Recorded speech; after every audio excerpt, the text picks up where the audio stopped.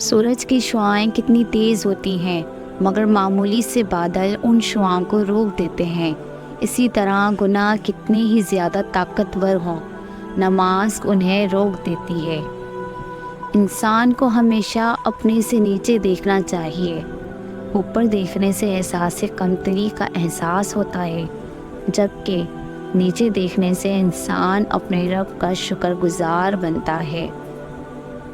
آپ اپنی زندگی سے بھلے خوش نہ ہوں، پر کچھ لوگ ایسے بھی موجود ہیں جو آپ جیسی زندگی جینے کے لیے ترستے ہیں۔ اللہ ہمارے مقدر میں پتھریلے راستے لکھتا ہے تو کیا ہوا، ہمیں مضبوط جوتے بھی تو دیتا ہے۔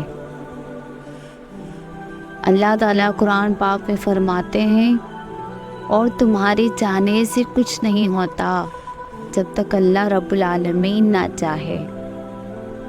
اللہ پاک نے فرمایا، ڈرو نہیں، میں تمہارے ساتھ ہی ہوں، سب کچھ سن بھی رہا ہوں اور دیکھ بھی رہا ہوں۔